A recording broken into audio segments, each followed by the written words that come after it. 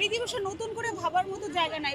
প্রতিদিনই আমাদের আসলে নারীদেরকে নিয়ে ভাবতে হবে। কারণ যেই অবস্থায় এখন নারীদের স্বাধীনতা অথবা নিরাপত্তা আছে, সেভাবে শুধুমাত্র একটি দিবসকে মাথায় রেখে ভাবলে হবে না। সারা বছর ধরে এটা নিয়ে কথা বলতে হবে এবং কাজ করতে হবে।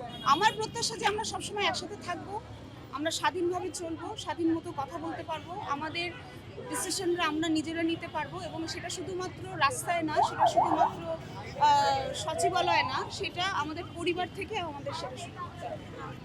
এই মুহূর্তে নিরাপত্তা তো আসলে প্রথম কথা হচ্ছে যে আমরা তো এখন পর্যন্ত তনুরই বিচারের পাই নাই। তনুর প্রতি যে অবিচার করা হয়েছিল সেটারই তো এখনো বিচার পাই নাই। সেই সংখ্যা তো বাড়ছে, কিন্তু সুষ্ঠু তদন্ত আমি আশা করছি এবং দৃষ্টান্তমূলক শাস্তি বলতে আপনারা কি বোঝান সেটা একটু আমাদেরকে নারীদেরকে একটু বুঝিয়ে দেবেন। প্রশাসনকে আর একটু আমার কাছে তো মনে হয়, আমি নিজে মোহাম্মদপুর এরিয়ায় থাকি, আমার বলতেও ভয় লাগে যে আমি মোহাম্মদপুর এরিয়াতে থাকি।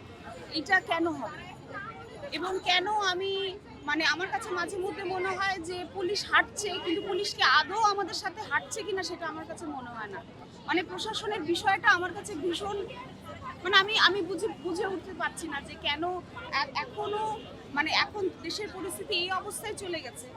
আমি দেখছি হাতে মানুষ চাপাতে নিয়ে ঘুরছে, কেন এখনো এদেরকে ধরা হয় না এবং এদেরকে বিচার করা হয় না, এবং আবার ধরা হলেও তাদেরকে আবার ছেড়েও দেওয়া হয়। ব্যাপারটা খুবই সন্দেহজনক। এটাই বার্তা থাকবে যে আমাদেরকে একসাথে থাকতে হবে, একসাথে হতে হবে এবং আমাদেরকে একসাথে থাকতে হবে এবং আমাদেরকে সবসময় সজোরে যখনই কোনো নারীর প্রতি অন্যায় হবে, আপনাদের কাছে আমার রিকোয়েস্ট থাকবে যে শুধুমাত্র নারীরা পাশে এসে দাঁড়াবে না, আপনাদের মতো যাদেরকে আমরা বলি আমাদের সহযোদ্ধা, তাদেরকে আমাদের পাশে এসে দাঁড়াতে হবে। আপনাদের মতো পুরুষদেরকে আমাদের পাশে এসে দাঁড়াতে হবে।